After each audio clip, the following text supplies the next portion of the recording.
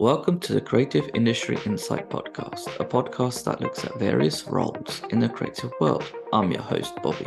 Today's guest, hair designer Jaime Leigh McIntosh, joins us to talk about their podcast, The Last Looks, and also their work on Christopher Nolan's Oppenheimer. Please be warned there are heavy spoilers in this episode, so sit back and relax as we jump into the conversation with Jaime.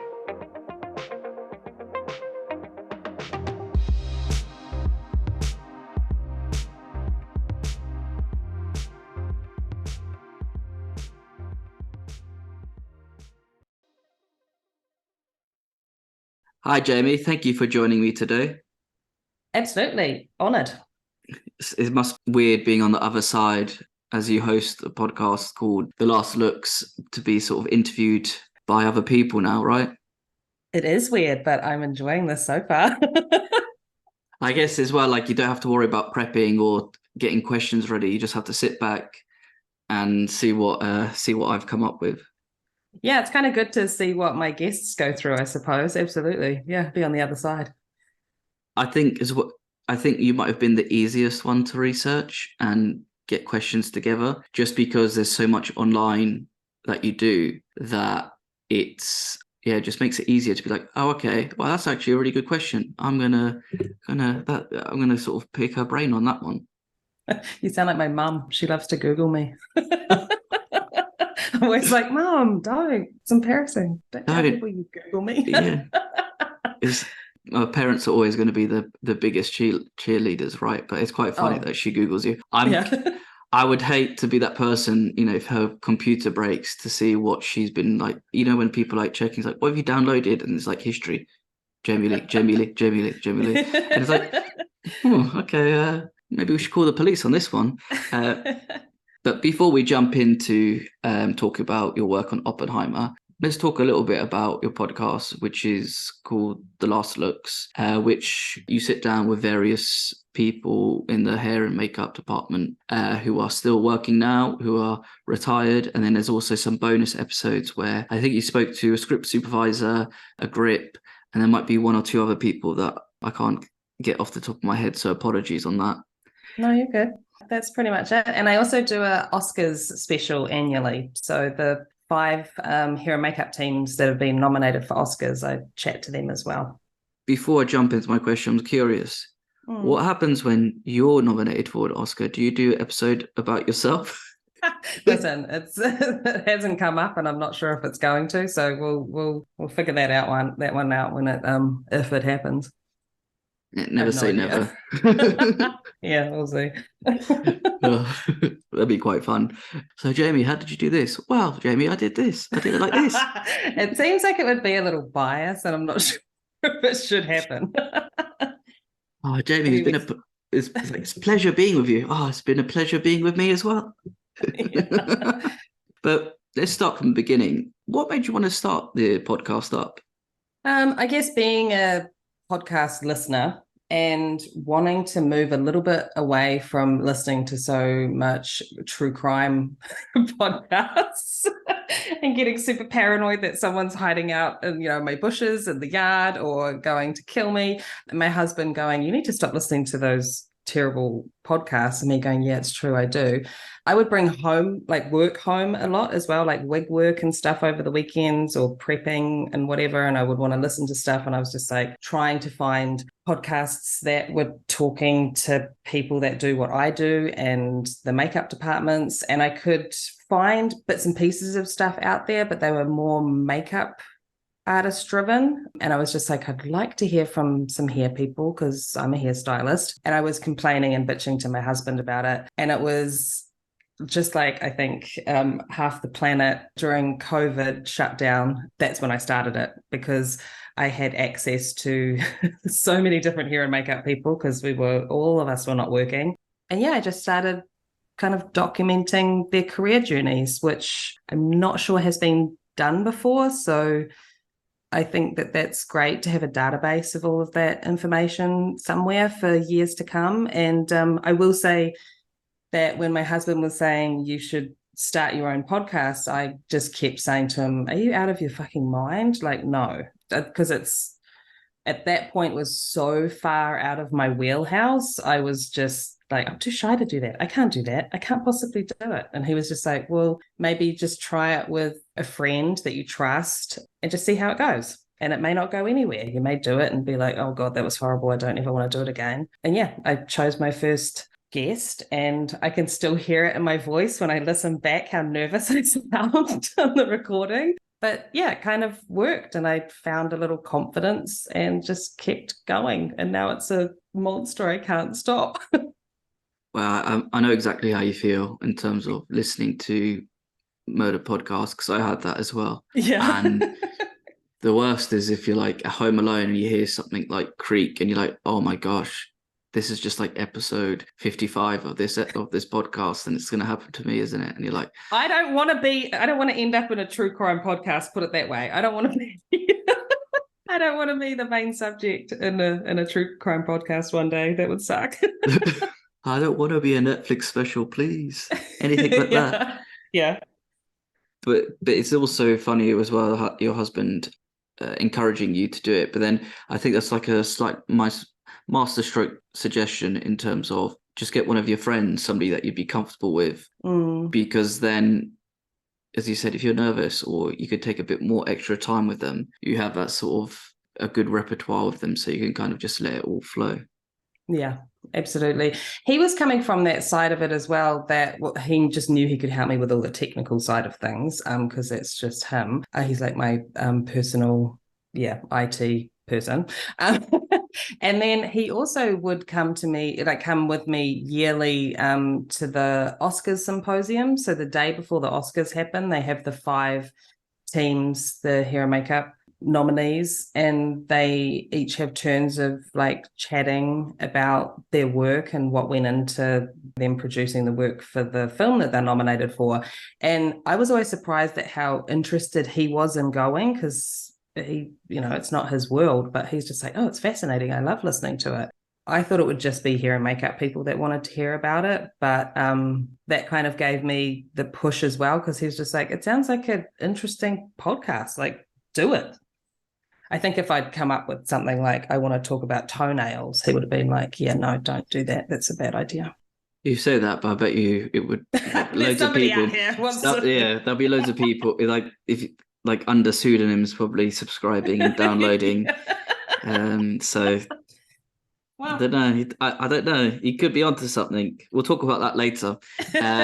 When I was looking at the guests that you had, most recently you had V. Neil on, who's created some classic looks like Beetlejuice, Edward Scissorhands. And it's like sometimes, I guess, like as like the average Joe film goer, you kind of don't realize how much goes into it, especially like how much R&D and what for us, we see the finished product and be like, wow. But then what we don't see is like the blood, sweat and tears that go into it. And because these people are your peers and work in different countries, how do you go about trying to like sort of extract that information to create your episodes? Just because each person's experience is so different, and also each crew member do different things, like prosthetics, for example, or hair and makeup, or hair itself, or might specialize in making false teeth or even contact lenses for crew members, not cast, sorry.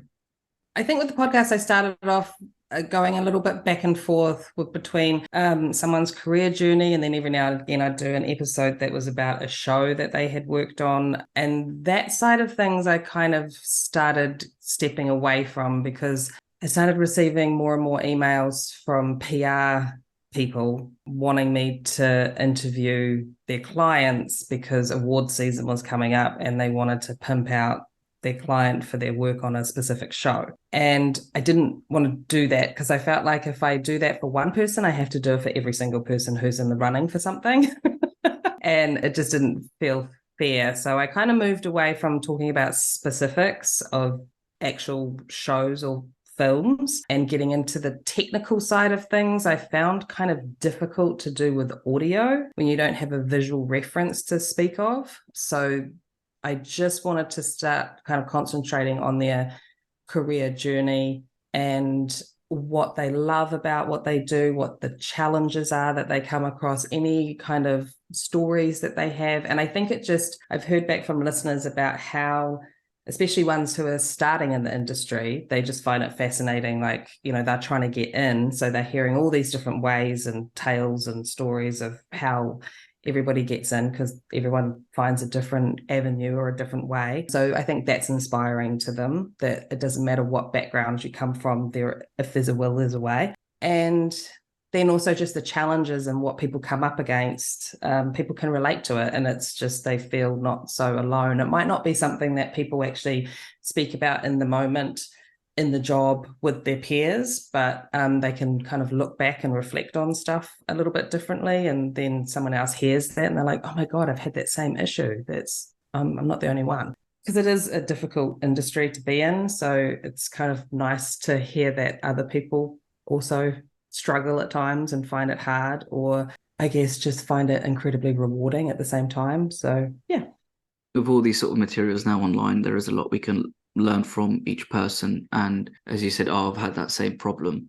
For everybody listening, you could probably hear Jamie has an accent, and you're from New Zealand, which has its own sort of film industry hub there with stuff like Lord of the Rings, the Hobbit TV series. I think they even have something to do with maybe Avatar as well.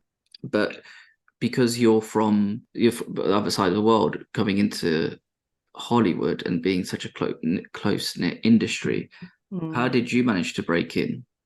At the beginning, I think because I went from high school into salon training, or salon, I've changed how I say things to be understood by Americans.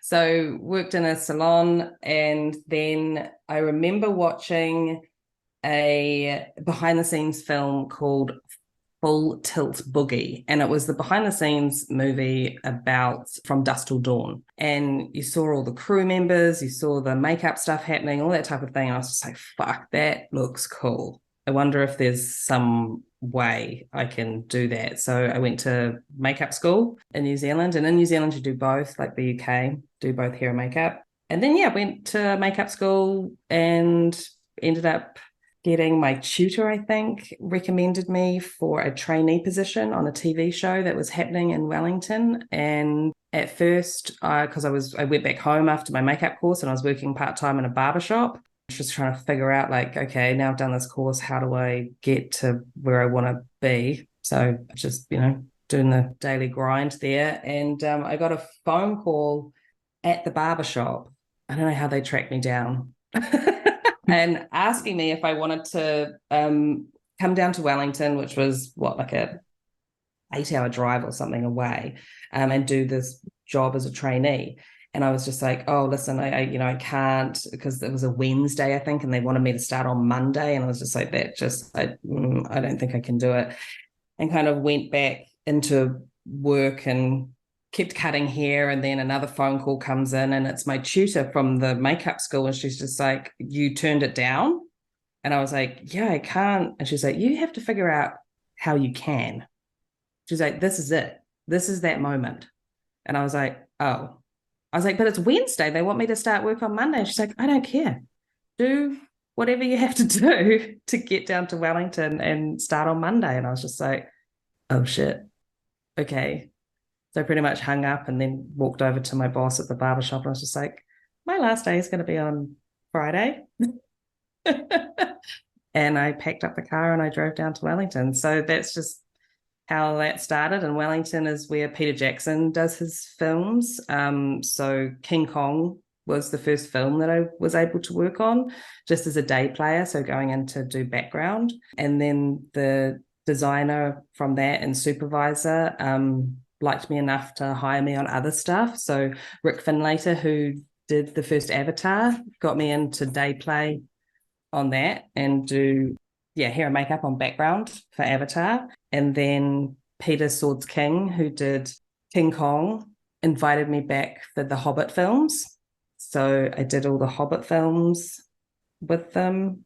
And that's just kind of how that started. But then it was after the Hobbit films, which was like 3 years of my life, I moved to the States, to LA, and that move was hard. It was not an easy transition. It was starting again because I knew one makeup artist here who happened to be the woman who actually hired me on that first job as a trainee in Wellington. She had moved to LA. So I stayed in her spare room for a little while, and she gave me an idea of how things work in Los Angeles, and there's a union here.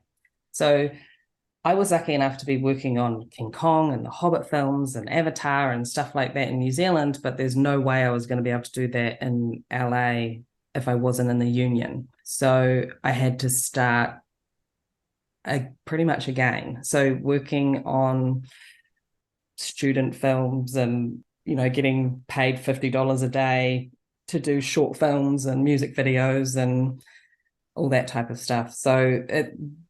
And also going in for interviews for these things and them looking at my resume and going, why are you even applying for this job? Like, you worked on The Hobbit. And I'm like, yeah, but I am new to town, so I'm needing to do these jobs. And I think I might have even missed out on a couple of things because of that. I almost felt like I needed to kind of take it off my resume.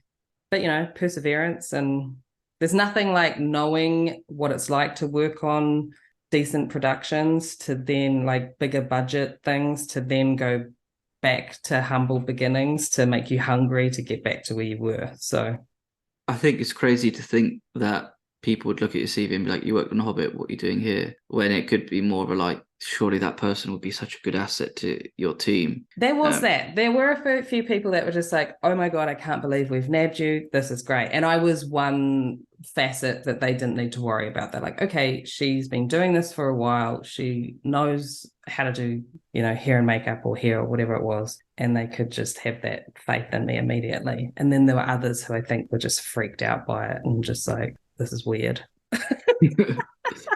But then I also had to choose when I moved to the States, because if you're in the union, you don't do hair and makeup, you only do one. So I had to choose, and I was told that as a hairstylist, I would get more work because there were less hairstylists and makeup artists. And I think I just wanted to kind of choose the direction of like going back to my roots. So fresh out of high school, I was doing hair. So I was just like, no, I'll stick with the hair side of stuff.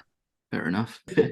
I still kind of like, sometimes it's difficult for me to get my head around people, because in the UK it's hair and makeup, but then as you said, sometimes for me to get a head around that one person does hair, another person does makeup, but it does vary here as well. But to go back to podcast, sorry, I know we slightly sidetracked there. How do you prep for your episodes? Because there'll be times where you mentioned that there's people that that come on, so there's a repertoire there and things could flow. But then there's sometimes people that you don't know. How do you prepare for the people that you don't know to make them feel comfortable and for you to feel comfortable to talk to them? Everybody's different. Even with the people that I know and have worked with, I actually get to the end of the episode and I'm like, holy shit, I didn't know half of that stuff about you or even any of it.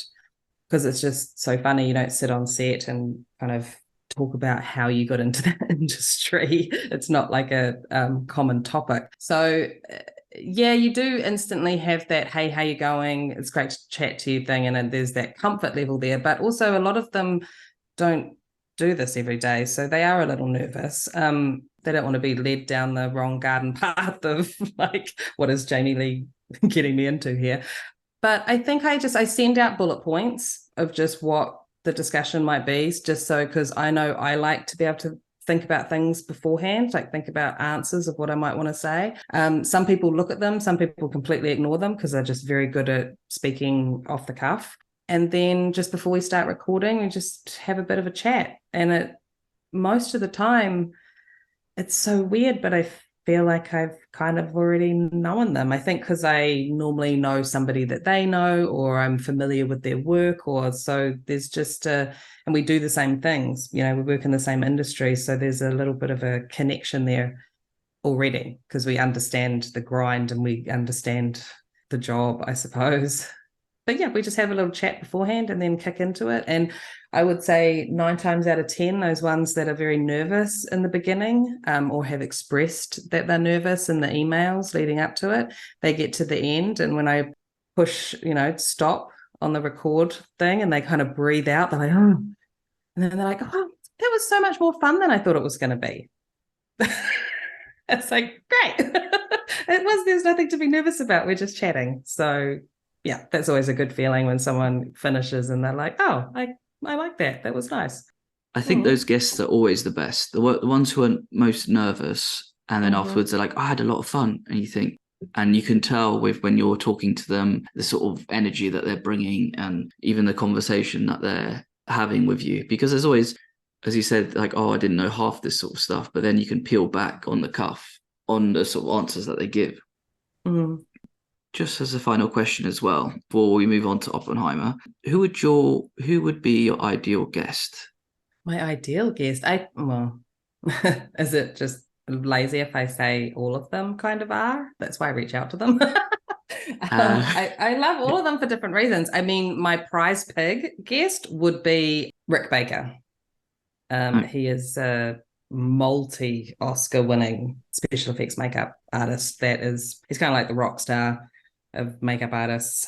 He's retired now, but I think it's just like, having V Neil on, and it's taken me 60 odd episodes to kind of lock her in. And I think half of that was my confidence. I just wanted to go into an interview with her feeling confident that I knew what I was doing in that situation. Neil, she speaks at a lot of conventions and does a lot of public speaking and all that type of stuff. So I knew that she probably had more experience in this realm than I did. So I wanted to make sure I could match her before interviewing her, so she didn't feel like I was wasting her time, I suppose. So there's some guests you kind of work your way up to. I wasn't going to go in immediately at my first season to get the heavy hitters. I think that makes it probably even more scarier knowing that they talk at these events and conferences and you're sort of having that one-on-one, because when you go to these things it's always in a group, so there'll be certain people who would be too shy to ask questions, and then there's others who ask questions or even have statements for you rather than questions. So then going into something like this, if hats off to you for being able to do that and go in there and produce good episodes. Well, I hope so. You also get to that point that's just like when interviewing her, I was just like, oh God, this is probably just, I don't even know if I'm going to get anything out of her that she hasn't shared already, just because she has done so many interviews and everything. So it's just kind of like, I don't know, just go in and do your best. I always have that thought as well when I get guests on, because you have that, you're right in terms of like what's new that I can get. But I think we have an advantage because we can look back at what they've asked.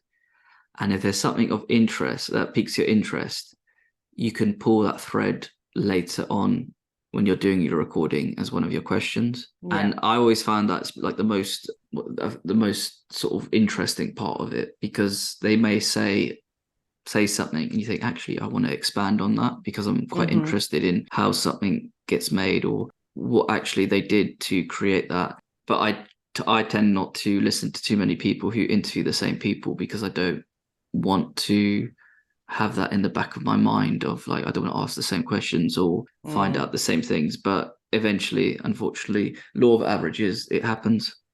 Yeah. But no, that's the Last Looks podcast. For anybody who wants to find it, it's on YouTube, Apple Podcasts, Spotify, all those streaming and all the other streaming platforms. Thank you. Yeah. There we go. I got that. But now we move on to Oppenheimer, which has come out the past few weeks with all the famous sort of memes with Barbieheimer and Barbheimer even, and them going against one another and whatnot, and then seeing all these viral stuff on the internet, which is great to see, because it's so good that people are going back to the cinemas to watch these kind of films, both Barbie and on Oppenheimer. Yeah, the funny thing is that when we were shooting Oppenheimer, the discussion came up because we found out that Barbie's release date was going to be the same date. So, and that's while we were shooting. And there's no way I could have imagined that it turned into what it did at all. Like, I was just like, oh, okay, so Barbie and Oppenheimer will come out on the same day, whatever, who cares? Apparently a lot of people. But I'm just kind of curious who made that first meme, because they started some type of avalanche. I wouldn't be surprised if it was somebody in like film publicists who are just saying, look, let's just create a meme of this and see what happens. Let's just spitball ideas. I mean, I did it. I went to Oppenheimer and then went to Barbie. Yeah, I did that as well. And Oppenheimer first, then Barbie, because you can start the day right and then have a nice evening with Barbie. But how did the project come about, and what was it that made you want to take it on? Funnily enough, I was in a period of the year where I was having downtime, and I'm quite strict about my downtime, because when I work, work is everything, just with the hours that we do. And normally I'm department heading, so it's a lot. So when a job finishes, I like to have, some strict kind of a month or something, just completely off, and I don't even want to know what my next job is, because as soon as you know what your next job is, you're thinking about it. And in my mind, if I'm thinking about it, I'm working. And I remember we had gone to the beach and we pulled into a gas station, and my agent called me, and I was just like, why is she calling me? I picked up the phone and she immediately started apologizing. And she's like, I'm so sorry, darling. I know that I'm not supposed to be contacting you about work, but something has popped up and I think maybe you might want to hear about it. And I was just like, fine, what is it? And she's like, well, so Christopher Nolan is crewing up for his next film, and just wondering if you might be interested in going in for an interview. I was like, of course, it's Christopher Nolan.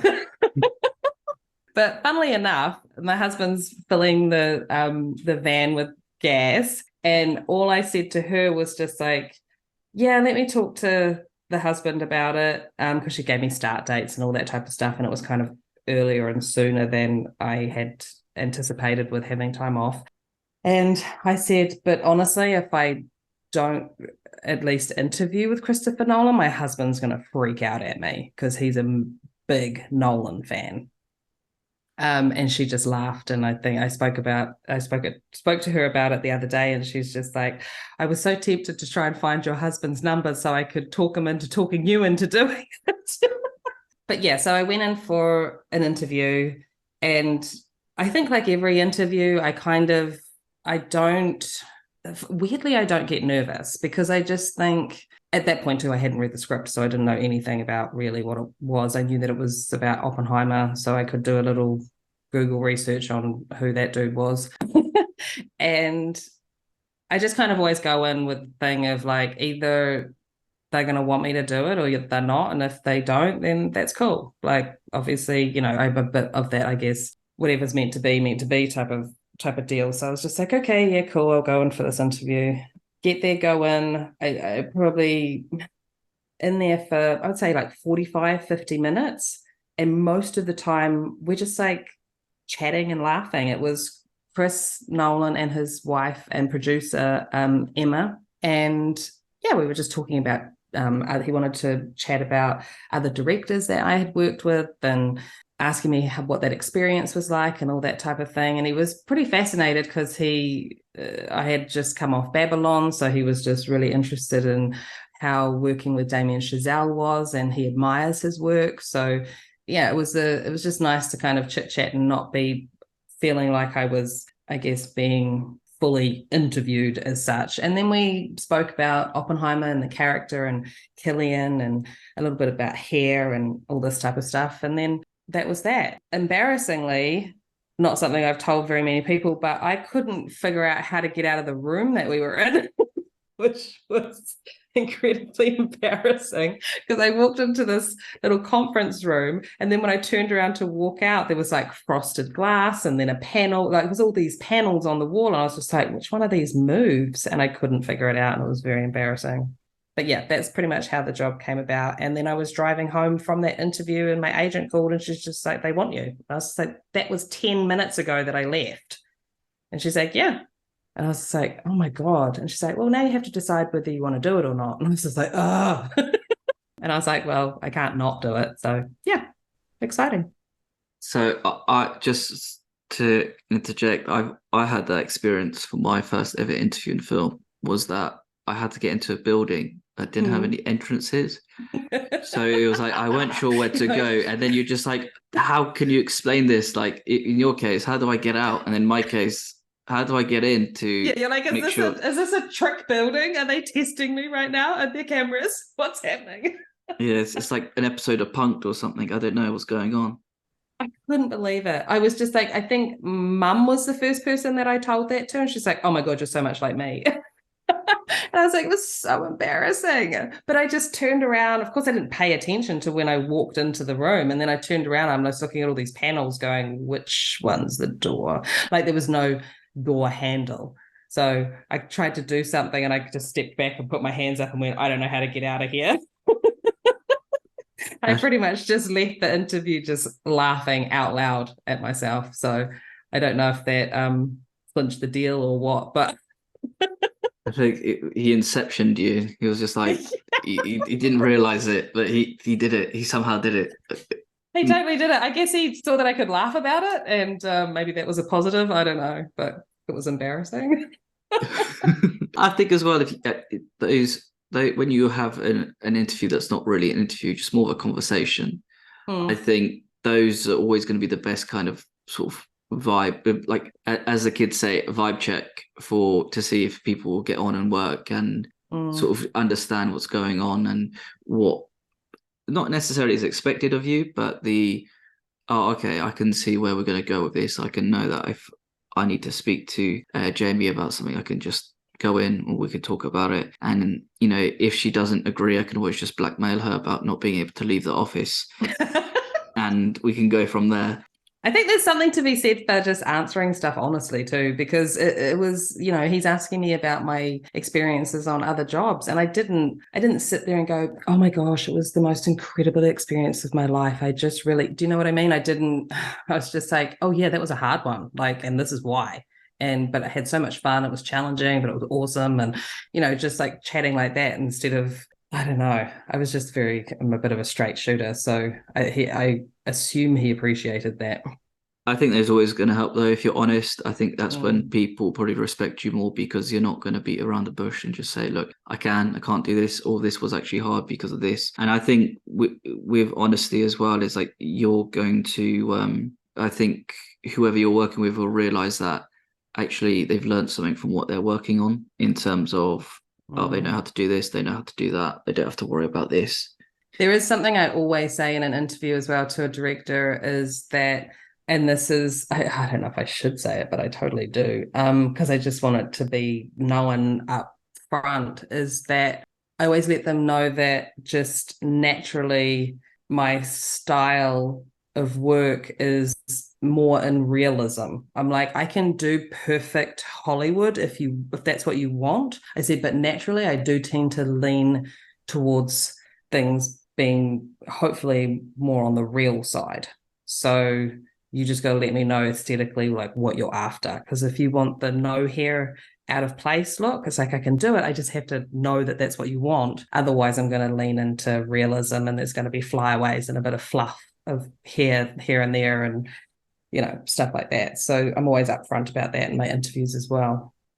Yeah, and that probably helps with, as a director, to actually visualize what they want for their characters and how to sort of get what they want on screen. I think as well, especially with like a film like Oppenheimer, where it's based on real people. So, in your research, you will see how people looked and how their hair sort of sat in different periods of their life. But like, where do you begin with your research for each look? And then how do you mix the history of the time period with what the actor has in mind?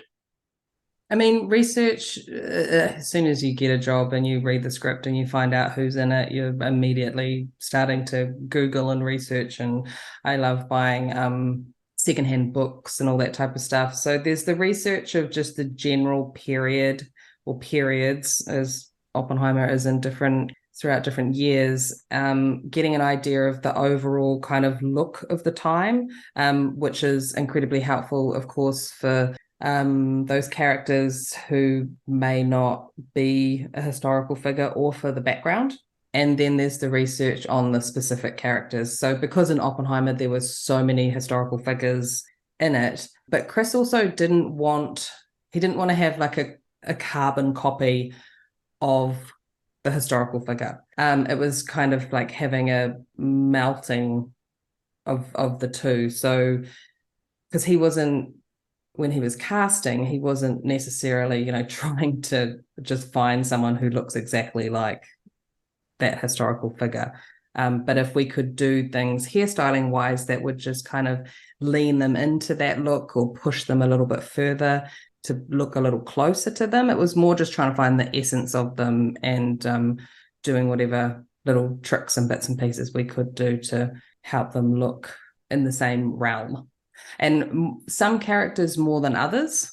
And I think it just kind of depended on how much of a public figure they were.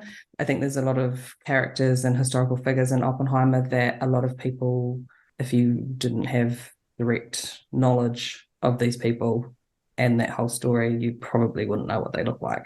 So we had a little more freedom there to, if it was a guy, it was just like, okay, we'll just, we'll cut your hair a similar length and style it in a similar fashion, but it doesn't have to be exactly the same texture or exactly the same color, but we'll just get you in that realm. And each actor was different. I mean, they all came in. I've never worked on anything, just to get off topic, where I would say almost every single actor that came into our trailer when we first met them could not believe that they were going to be on a Christopher Nolan film. Like, I have experiences where cast, they're excited, but they don't express it like these guys were. It was like a bucket list situation for actors to work with that director. They just were like pinching themselves going, I cannot believe I'm here. And so that just creates such a positive energy and attitude throughout the entire shoot, because they are so amped to be there. They're so excited by everything. But it also makes our job a little bit easier because they're just like, yeah, whatever Chris wants me to do with my hair, I'll do it. So you're like, yay, this is making life so much easier. So there wasn't too much long conversations about compromise and all that type of stuff, because they were just like, whatever needs to happen, I'm so excited to be here, which was great. So was it ever a case of like, Christopher's asked for you to shave your head, please? Should we go ahead, or No, I mean, there was just like a prank on people just to see how far you could take it? No, I think he did that with a crew member who had to stand in, like we had to use the back of his head for something to match somebody, and he wanted to get the message to the crew member that something needed to happen that was extreme. And I was like, I'm not playing that trick on him. He's like, go on, I want to see how loyal he is. I was like, stop it, we're not doing it. I'm not going to freak him out. But we did do some interesting stuff to people in the way of shaving. Like Dylan, who plays Oppenheimer's younger brother, his hairline is adjusted. Like, I took his hairline back and thinned the front of his hair for the entire film. So he has an incredibly lush head of hair and a beautiful full hairline. But because we knew that towards the end of the film and with the aging process, that Frank actually ended up pretty sparse on top. So we needed to start him on that journey. And there's, Dylan, this young, good-looking guy with beautiful head of hair. And I'm just like, I have to make you look like you're thinning a little. And he's just like, yeah, fine, let's do it. He was just totally into it. And then it's the same thing with Robert Downey Jr. So we completely changed the top of his head to make him look like he has half the amount of hair that he actually has, and took his hairline back. So they were doing things that they had to live with in their own lives when they weren't at work shooting. It wasn't like it was just a wig that was being taken on and off or anything like that. So, yeah. Even though people are very open about it because of who they're working for, is there still a slight hesitation to go ahead with where you talk to someone about thinning their hair and putting their hairline back, just because as men, hair on our head is a very sort of like touchy subject, and I know people don't like to go bald. Some people own it, some people hide it, which is fine, each to their own. But when you're working with someone who has a lush set of hair, is there a way of you sort of reiterating that, like, we're doing this, but it's not going to affect you later on down the line? Yeah, I mean, you have that conversation. You know, he wants to know all the details. You go through the normal process of I was fully explaining like what we're going to do, and then I'd be like, we'll just do it little bit by little bit. We'll see. You know, we'll get a feel for it. I'll start here and I'll move my way back, and we'll find a happy place. We'll do it a little bit. We'll show Chris. We'll see if he wants to go further, and of course, Chris would always be like, just a little further. And it's easing, you know, it was easing Dylan into it. The funny thing is that he lived with that for the entire run of the shoot. And very quickly, he was just like, I don't even remember what my hairline used to look like. He's just like, this is fine. He's just like, I'm just used to it now. So, you know, I guess you get used to it. He was pretty chill about the whole thing. Robert Downey Jr., on the other hand, he was all about it. He was like, let's do this. He's like, I want to do it. Let's do it. So he just jumped straight in. Yeah, because I'm looking at I was looking at your Instagram post with him on it, and it's like having the real life character, him in character, and then him just sort of a normal, and looking at the sort of transformations, just incredible. And yeah, it is just like looking at it, you just think like, wow, that people have the lengths that people would go through to get into character is like they'll go and get rid of their hairline, and it does look incredible. I think the thing too is when you're working with Chris, he wants to avoid wigs, not a big wig fan, and he wants to avoid prosthetic appliances where possible. So if there was a way to get Robert Downey Jr.'s hair to look like Louis Strauss and have it grey and thinned like that through the top without using prosthetics and a wig, he was just like, that's the route I want to take. So it was just like, okay, cool. That's awesome. Otherwise, I think we probably just would have slicked Downey's hair down and combed it back. So I think you just have to, when you can't rely on all the tricks in the back, like the actual pieces, like prosthetics and hair pieces, then you kind of gotta adjust their hair. So I can imagine, like, with, like, as you said, with like prosthetics, you might have to slick people's hair back, or even with wigs, you have to adjust them in a certain way, or measure people's heads and have them sit properly and then not show their proper hair. This is kind of did lead to another question, was about if there was a lot of wig work on the film, but I think you answered that indirectly by saying Christopher doesn't like to work with it that much. He doesn't like to, no. So we didn't. I mean, Killian had we called it the rug at one point. So between when we see him young with his longer curly mop of hair, which is a perm, beautiful perm, to when we see him as the Oppenheimer that everybody knows with the hat and the pipe and all that kind of stuff, there was an in-between length. So we used a little hairpiece then. And then on Killian, we used a wig for when you see him when he is at his oldest age. So it's like 1991, I think. And he has the old age prosthetics, and it's his hair on the sides and back. And they put a flesh, what they call cowl, on top. So it's like, a prosthetic piece that goes from the forehead and covers the top of the head. And then I put on a thinning grey hairpiece, like toupee, on top of that. So you can see through it. And when you see through it, you're seeing flesh instead of his dark hair underneath. So that's the only time hairpieces and wigs. And Kitty had a little hairpiece at the back for her older stuff. And Frank, who plays the younger brother, he had a hairpiece in 1991 as well. And then good old Gary Oldman, Truman, had a hairpiece as well. So not as many wigs as what I'm normally working with. And Emily Blunt would have loved to have worn a wig because she didn't particularly feel great. She didn't love the idea of cutting her hair shorter and going darker because she likes to keep her hair blonde. that was a little bit of a conversation between her and Chris, that there was, they had to do the compromise thing, and there was a discussion back and forth. So I think she was the only one that discussion was kind of happening with. She's like, why can't we just use wigs? And he's like, I don't want to. And she's like, okay. And I think it's not because she doesn't like to be a brunette. It's just simply the fact that hair can only take so much, with it coloring it darker. She knew that her next job, she needed to be lighter again. So then lightening that back out. So, she's just thinking of the integrity of her hair and what it needs to go through to get to where she needs to go for her next job. So she's thinking very practically in that way. So we made sure we didn't go as dark as actual Kitty Oppenheimer's hair was. We kept her not blonde, but not as dark as their actual Kitty. So we found that compromise in what worked for being able to lighten Emily's hair back up again.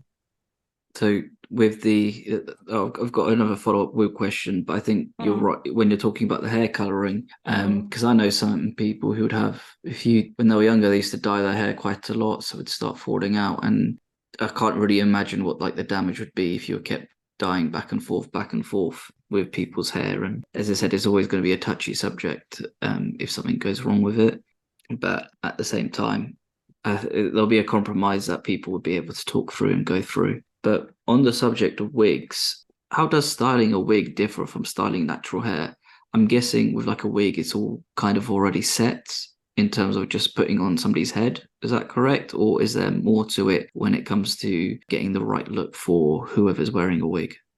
So when you get a wig in your possession, and even if it's a custom-made wig for your actor, it doesn't come pre-done. It doesn't come the right length. It will probably be the right color. Sometimes I like to adjust color a little bit after camera tests and stuff like that. You might be like, oh, it needs a little more dimension, or I need the roots a little darker, or whatever it is. But we're responsible for cutting it and then styling it. So it also needs to be, I like to wash my wigs. Like if they've worked for 2 or 3 days, I want to wash and reset them. But when you're styling a wig, it's not only styling the hair itself, like the length of it. You also have to set it with growth pattern and direction, because you're mimicking nature. Like that's one of the hardest things there is to do. And luckily we already have the base of that, which is the wig that has been beautifully made, and sometimes not beautifully made because it's like a pre-made thing off the shelf, because you need to use something cheap and cheerful. But when you have it custom made, the wig maker and yourself, you talked about where you want the crown, what the hairline direction should be, and all that type of stuff. So they can knot it and make it in a way that gives you that base of hair growth direction and everything in it. But if you don't set it with that in mind, that's when your wigs can get a little on the funky side, because you can't just put it on somebody's head and be like, yeah, it's great. You still have to set it and get it to look real, because everyone has different hair growth directions. But there's some things that hair doesn't do. Like if you, for example, around the temples, if you look at somebody or anybody's hair, there might be somebody on the planet, but there's going to be very few people whose hair grows directly up at the temples. Like that hair direction just doesn't happen. Or if like just in front of the ears, like the little sideburn area, hair doesn't tend to grow up out of the head that way. And then if you style a wig like that without thinking about hair growth patterns and how things can look a little more natural, you put it on someone, and if the hair's sticking up in the temple area, people are going to look at it and be like, there's something funky going on here and I can't figure out what it is, but it draws your eye to it because it's an unnatural direction. So I guess that's the difference. You're not only setting the hair of the style, but also setting the growth patterns. Yes. You're going to make me, you know what? You're going to make me, when I'm going to be on public transport now, look at people's temples and see how their hair is going to grow and wonder, this is going to be ingrained in my mind now to look out for people and their hairlines and that's how what it I all teach works. people. and make sure that it's like, is that true? Do you think they've got a wig on? I'm not sure. But that's quite interesting to hear. Yeah, it is. It's a big thing. It's just like, I remember the first time somebody spoke to me about it, and it was about facial hair. And it was Rick Finlater, and he had facial hair, so he had a short beard, and he was like in the mirror. He's like, see, like on my cheeks it all grows in this direction, but on my neck there are some areas that kind of grow up, and this grows over that way, and he's just like, it's not all growing in the same direction. I have a growth pattern. He's like, and that's what you have to think about, like, when you're laying hair on the face or creating facial hair or whatever it is, and you just move that over into wig work. And I do wig workshops in LA, and that's one of my big things is, I tell people to, like when you're at the supermarket, just look at people's hairlines, look at their growth patterns, just start paying attention. I'm gonna start doing that now, because when I look at my pathetic facial hair when it grows, there's like, it grows in patches in certain spots, and I always think, well, maybe I can get something done to try grow a full beard or actually have those bits filled. But then now I'm going to look at other people's, hopefully not get caught staring at them, even though it's just more of it's an assignment. It's an assignment. Somebody told me to look at facial hair. Yeah. But as your department head of hair, what's the collaboration process with the makeup department? What are the conversations and design processes like when you're talking to the makeup head of department? So on Oppenheimer, it was a little bit different. Chris works in a way that I loved it. I was just like, this should happen on every film. So every time a cast member came in for a costume fitting, because normally cast will see costume first for their initial measurements and fittings and stuff like that, and then they go back for 2 or 3 more fittings with costume after that, and it's normally towards the end of those fittings that's when hair and makeup would step in and see them. But Chris loved for the cast they were coming to Universal Studios, they would go to costume. Chris would be in those fittings with the costume designer. So that was also his time to have a chat with the actor about the character and, do you feel like, does this work? All those kinds of conversations. And then just outside of that door would be myself and Louisa Abel, who's the makeup designer, and then the props guy as well. So with watches or glasses or anything that the character may have or want to have. And then once they were in costume, we would kind of come in towards the end of it, and then there would be a hair and makeup discussion. So it would be happening with all of us in the room. So no information was kind of lost, no one missing out on anything. And those discussions could happen with the cast, with Chris and with Louisa and I, which was incredibly helpful because you kind of walked away from those fittings having a reasonably clear direction on what needed to happen for that actor to prep them and get them ready to shoot. And I would know what Chris was wanting, and I would know what Louisa was wanting. And then every now and again, depending on what was needed, then after that fitting, Louisa and I would chat about the best way to kind of execute it, I suppose. And because a lot of the characters, we see them over a span of time, there was story arcs and like a timeline of them aging. So it was also having those discussions and finding out with Louisa and Chris, working out where those changes happen within the script. Well, it's quite fascinating to hear about having the various departments in on those fittings, because I guess you're all there to get that sort of information firsthand rather than it trickle through, and you might get the sort of like the wrong end of the stick or something with it. But at the same time, I guess if you're all there, then you all can sort of just make notes of what you need. And it's quite interesting to hear props being there with their watches, and then costume having everything set up for the actors, and then just how everybody's going to look and feel, and the sort of A game that everyone's going to bring. Yeah. So it would be like possibly the next fitting that they would come in with costume. Then we would do a preliminary like haircut on them, or try different styles and all that type of stuff, take videos, photo. Sometimes Chris would come down and see them, but a lot of the time he'd be happy with just getting some video footage and photos and stuff of them to be like, just, like, this is what we discussed and this is what we've done. Like, is there, you try a couple of different styles, maybe like with the gents, maybe one style is more natural and the other you might use a little more product, and just kind of get that feedback from Chris afterwards as to what direction he wants to go in, and making sure to ask the actor, of course, like what their thoughts are. So if Chris says which one did he like better, you can be like, oh, he actually likes the no product look, and he'll be like, yeah, well, let's go with that then. But it is the communication and working together with the makeup department is incredibly important, and I love it. And I think it's just coming from that background of doing both. I think it has to happen. If there's that gap there, it just doesn't flow as well. I find it incredibly frustrating if the communication's not open and the willingness to kind of work together on it. They are the same thing. They are together. They are done together. I guess you need to have the right look for how people would look in terms of the makeup, but then also having the hair sort of sit in a certain naturalistic way, so it doesn't, you don't mix the two together. And I don't know, just not one person sort of overshadows the other, basically.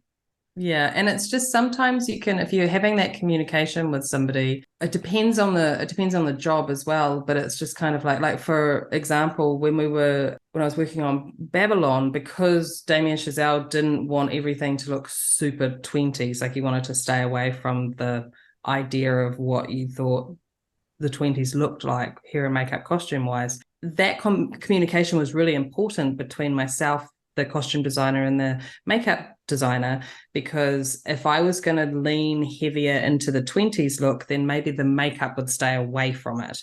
Or if they were leaning into a 20s makeup, then maybe the hair would go the other way, just so we didn't end up with a character that was very 1920s looking exactly how Damien didn't want them to look. And that went right through every background player, right through to cast. So having that balance and that communication it's vital, has to happen.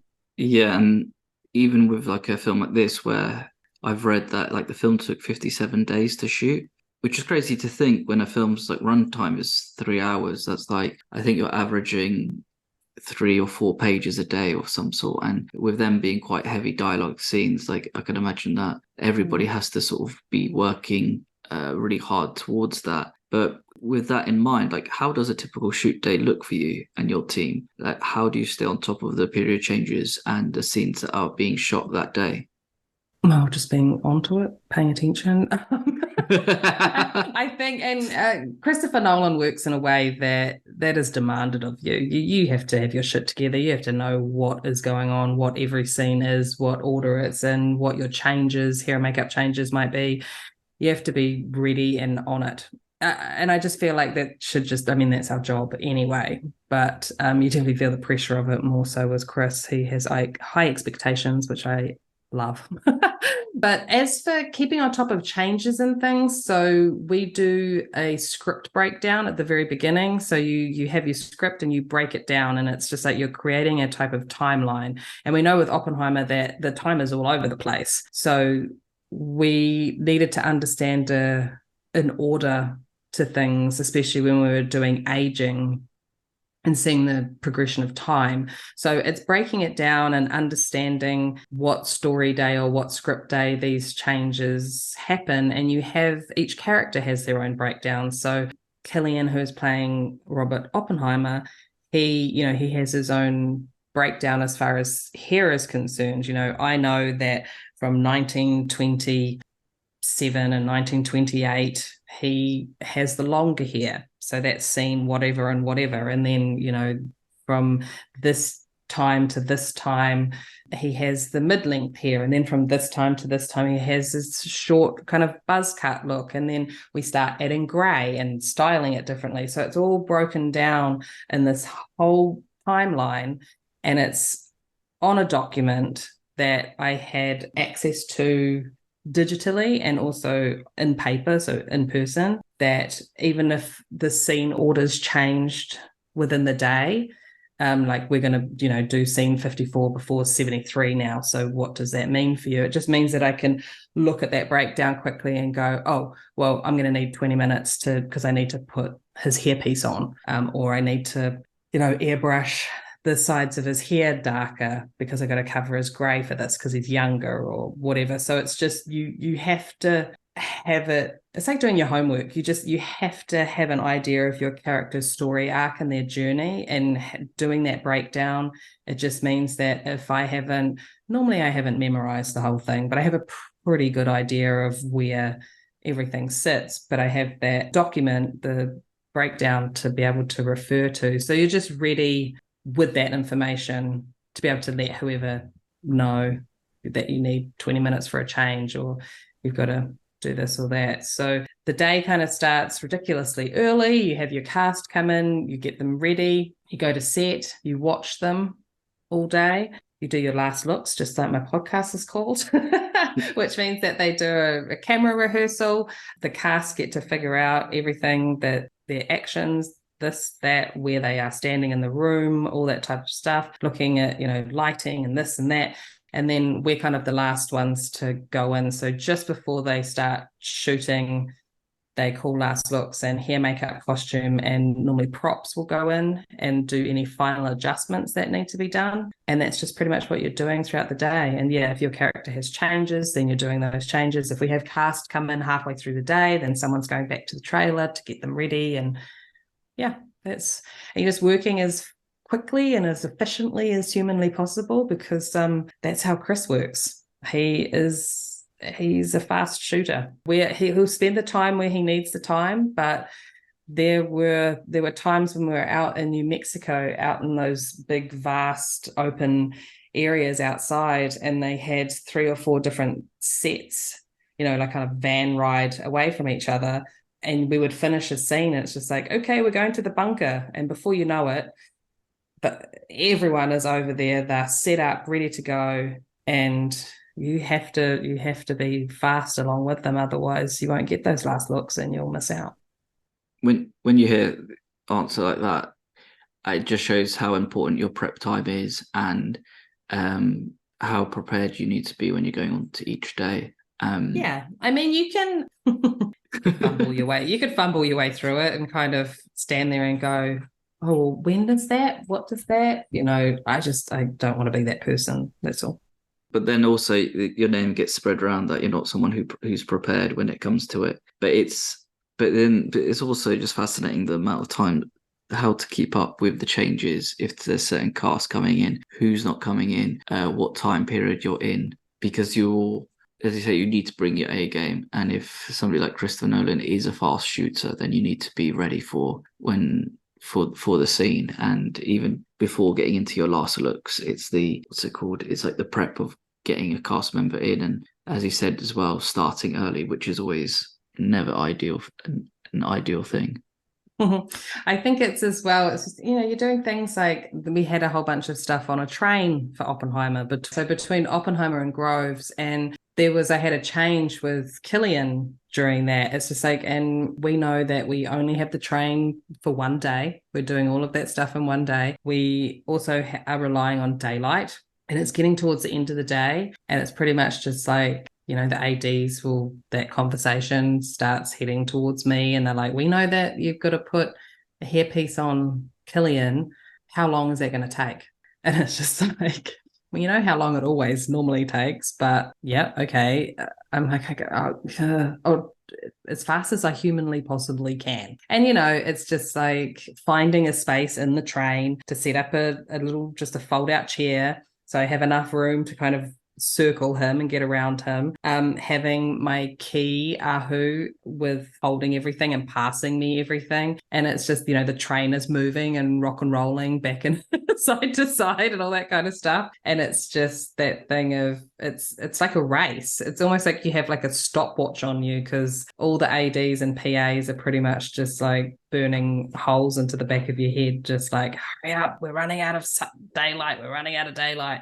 and you just work as fast as you possibly can. So you just have to be ready for that as well. It's just like, so I knew that when I went on the train that day that I needed all of the equipment that I need to do the change on Killian. If I didn't have all of that stuff with me, and it's just like, I'm saying I have to take him back to the trailer, it's like, it's not going to happen. They're not going to get their day. Like it's either his hair's not going to be right in continuity, or they don't get the day. So it's going to be me that loses out, and his hair's not going to be right in the scene, and I've let my director down by not being prepared. So yeah, it's funny that I think a lot of people possibly think how glamorous and kind of easy the hair. You're like, oh, you're in the hair department, you just play around with hair all day and make it pretty, and it's just like there's a lot of prep and a lot of paperwork and a lot of other stuff that is involved, not just the physical actually doing of hair.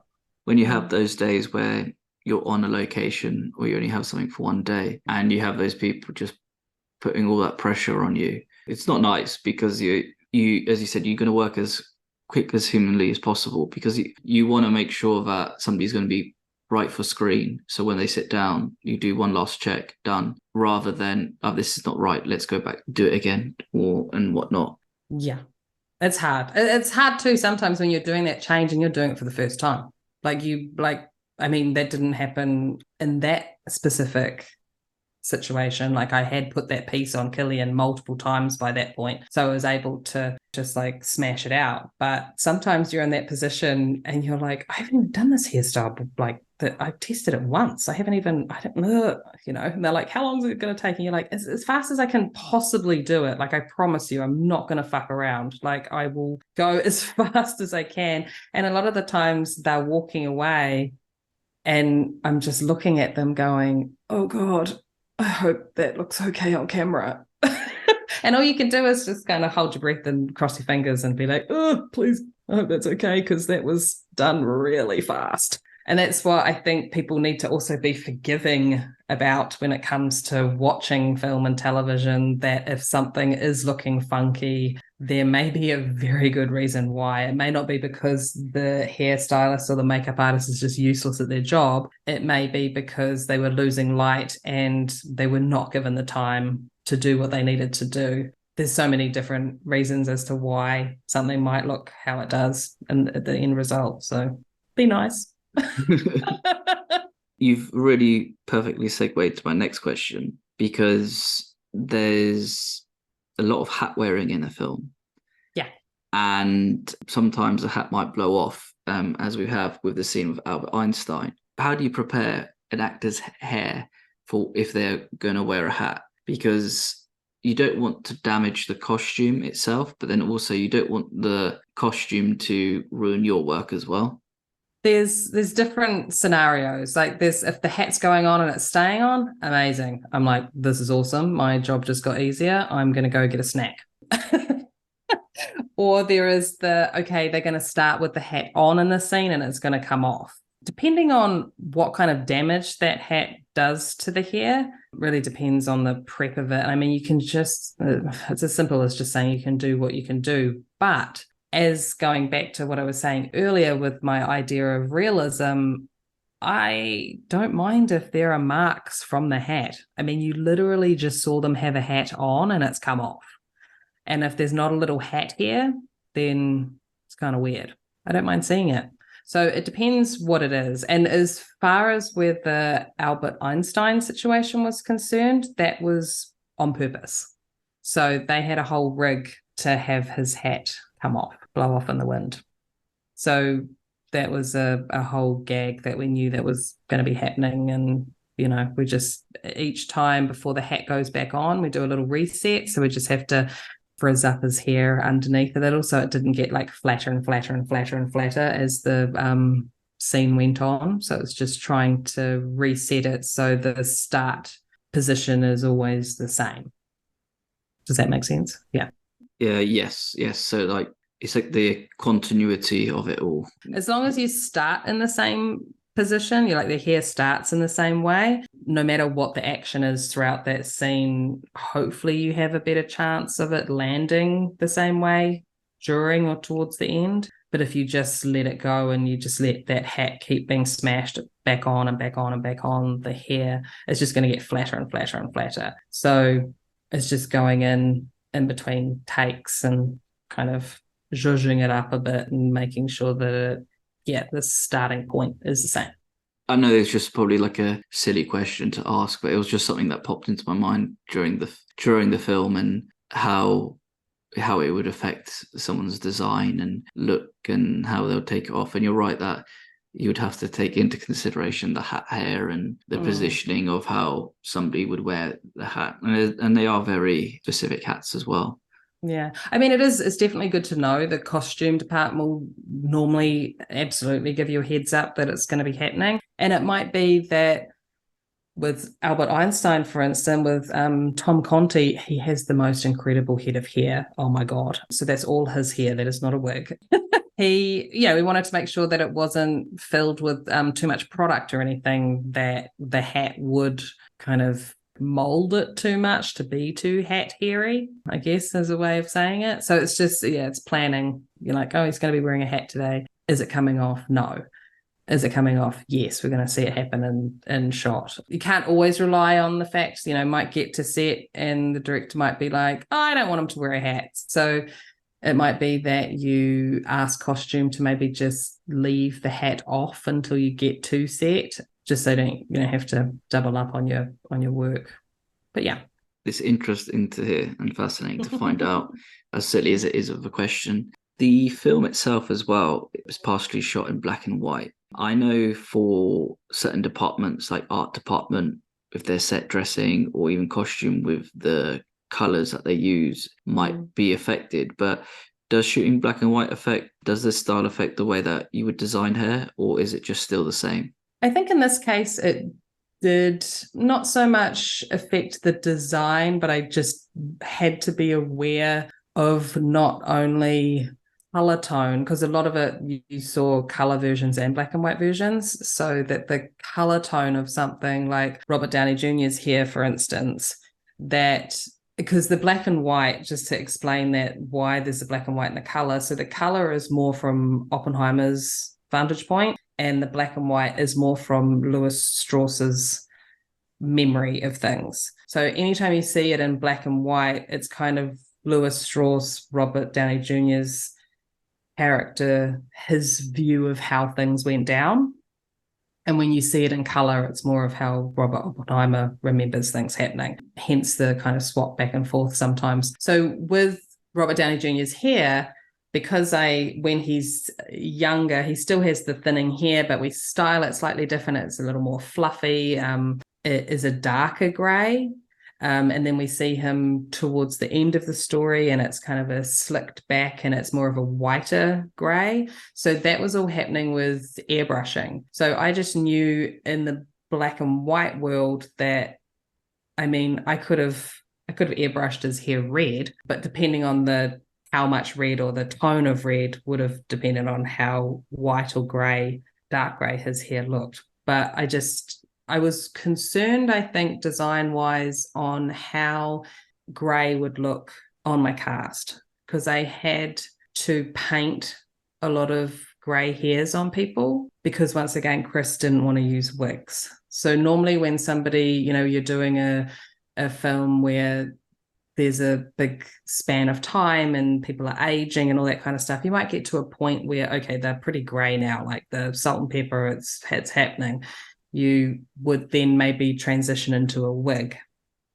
So for it to look like their head of hair, but with a whole bunch of grey going on. Chris didn't want to do that. He wanted us to paint as much as we could, which was, I think that's what I was most terrified when I went to go see the film.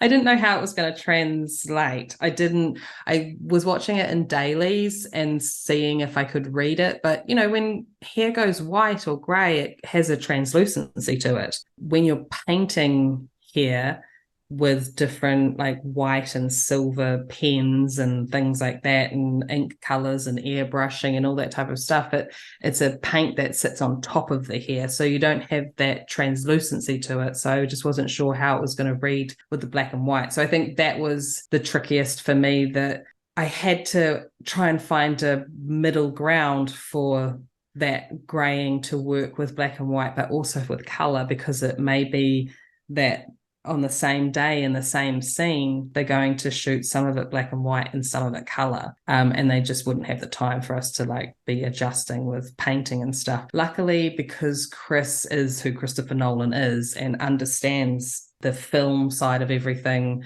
far more than I ever will, he was able to give me kind of guidance on, no, I think you need to bump it up a little bit more, and kind of do that. There was certainly no, it never felt like I was being told off for like, you haven't put in enough gray. It was just like, I'd get it to a point and be like, Chris, is this enough? And he'd be like, maybe just amp it up a little on the temples. I think it'll read a little better.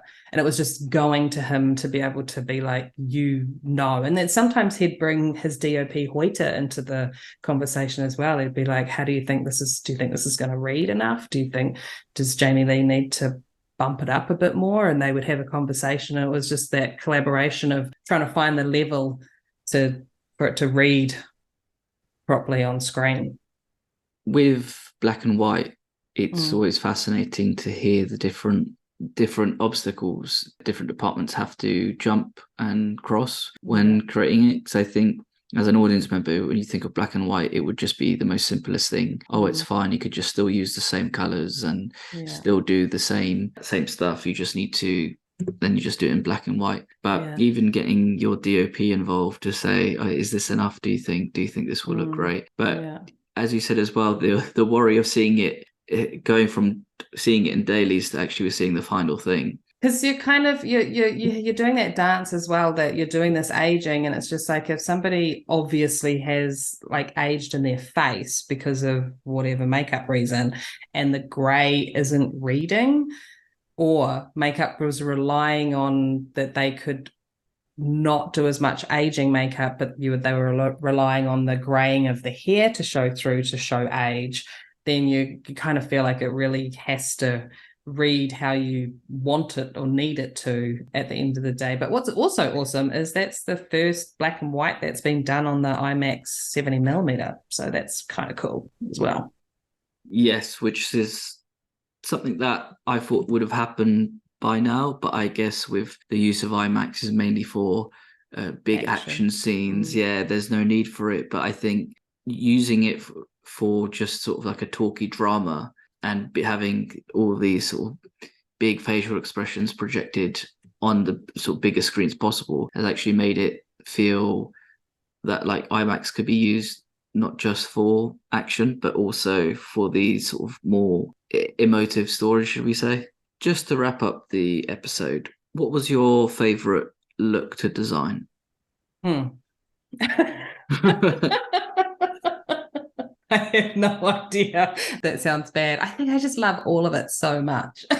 I don't know. I think what I really enjoyed about doing Oppenheimer was those timeline challenges. So the progression with the aging and everything like that. I just really enjoyed that challenge overall, like on all of the cast. So it's such a collaborative effort with my team and myself to get everybody into those right levels. And I think I just really enjoyed that across the board. And the fact that it was period, like I love period work. So, and I had amazing background supervisors to help me get all of those people through the works. They were creating some kind of miracles, making sure everybody was looking amazing on camera. So just seeing them all dressed up in period costume and on the sets and all that kind of stuff, you kind of get transported to another time. So it's all so much fun. I guess it's like picking your favorite child, right? It's very difficult and you don't know which one to choose from. But I think, the film looks incredible with, from production design, cinematography to hair and makeup. So especially when you have such a big cast as well. Yeah, it's a lot. But, luckily for us, it was a lot of dudes. It's a lot of guys. So fair enough. I'm guessing they're a lot easier to do than female actors.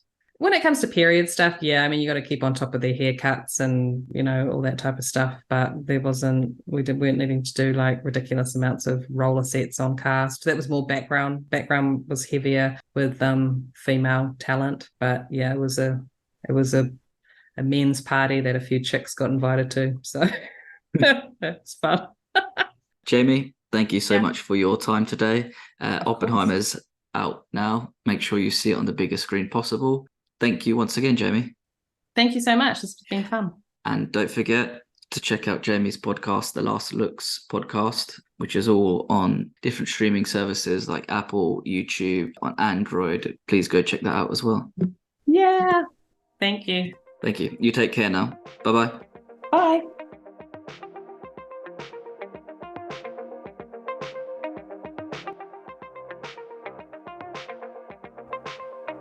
Thank you for listening. Please subscribe, rate, and review this podcast.